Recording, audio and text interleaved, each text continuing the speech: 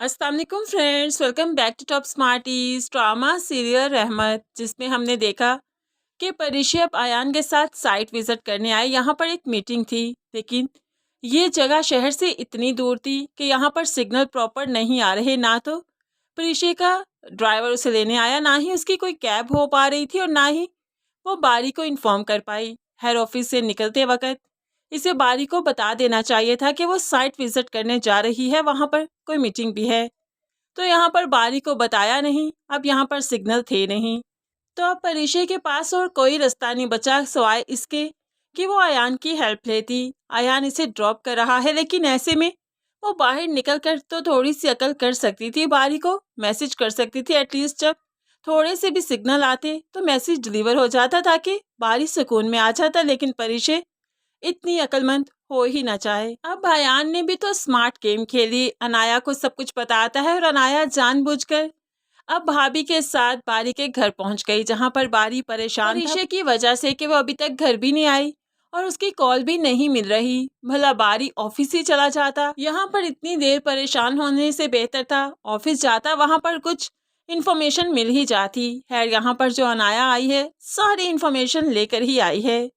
बताने लगी, क्या तुम्हें नहीं बताया परिशे ने? वो तो अयान के साथ साइट विजिट करने गई है। वैसे परिशे को तुम्हें तो बताकर जाना चाहिए था।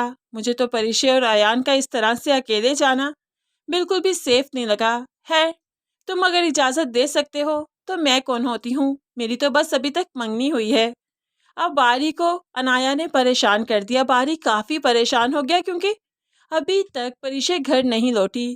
परिशे लौटती भी कैसे? यहाँ पर रुमैसा बेगम ने एक तमाशा बना रखा है। पैसे अपने ही बेटे ने चोरी कर ली और इल्ज़ाम लगा दिया जुबैदा और जूबी पर। वैसे आलिम साहिब में भी अकल नाम की कोई चीज़ नहीं दिखाई गई। भला रुमैसा से कहता कि जब हम अलग रहते थे तब भी तो पैसे चोरी होते थे, तब कौन लेता था? तब तो जुबैदा जूबी वहाँ पर नहीं होते थे ना। लेकिन आलिम साहिब ने इतनी बात क्यों ही करनी थी? अब यहाँ पर रुमैसा ने तो वाह ववेला मचा दिया। पुलिस तक बात ले गई कि मैं पुलिस को बुला लूँगी, क्योंकि आज चोरी की है, कल को डकैती कर सकते हो तुम लोग। अगर लिए हैं तो चुपचाप दे दो, वरना बहुत तमाशा लगाऊंगी। तो ऐसे में आलिम भी कहने लगा, जूबी बेटा, आपको फीस के लिए पैसों की ज़रूरत थी ना, अगर लिए हैं तो बता दो, घर की बात है, घर में रह जाएगी, इस तरह से मत करो। जूबिया हैरानो परेशान कि आप कैसी बातें कर रहे हैं, आप तो हमें जानते ही नहीं, वरना ऐसी बात ना करते। जूबिया जल्दी से परिशे को कॉल करती है। रोते हुए बहन की कॉल गई तो परिशे जल्दी से अयान से कहते हुए अपने मेखे की तरफ रुख करती है और यहीं पर आ जाती है और बारी को बताया भी नहीं।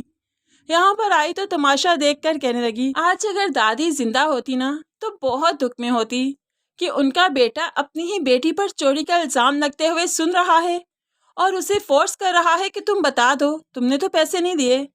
अब वो क्या हो गया आपको? थोड़ी तो कदर कीजिए हमारी, थोड़ा तो रहम कीजिए हम पर।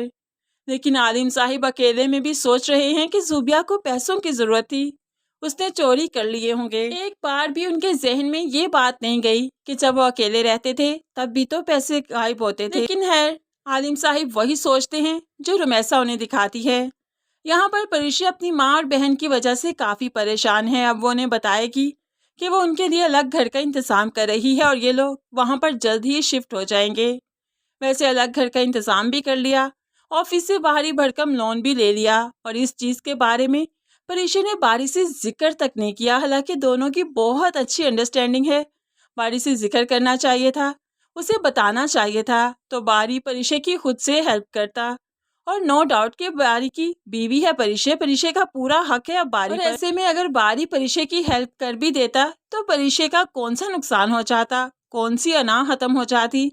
खैर परिशे बारी से बातें छुपाकर बहुत गलत कर रही है। दूसरी तरफ रमशा ने सोच लिया कि अब बहुत हो चुका, अब तो वो अलीज़े की जिंदगी में भुचाल लाकर ही दम लेगी, तूफान लेकर आएगी। वो इतनी आसानी से इसे खुशी से जीने नहीं देगी। तो बस अब मौका तो उसे मिल ही गया। जुहैब अपने दोस्त के भाई के साथ अब अलीज़े की मीटिंग करवाता है। दोनों मिलकर ही अब ज्वेलरी का काम करेंगे। जुहैब चाहता है कि वो अपना काम खुद करे और अलीज़े अपनी पहचान खुद बनाए।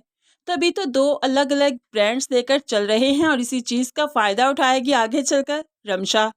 वो इस लड़के के साथ अलीज़े को खूब जलील करने वाली है, इसकी किरदार कशी करेगी और नो डाउट मर्द सब बर्दाश्त कर सकता है, लेकिन शराकत बर्दाश्त नहीं कर सकता। और यही वजह बनेगी कि जब अलीज़े और सुहेब में बदगुमानी पैदा होगी और इस वक्त रमशा अपनी चालों में कामयाब होगी।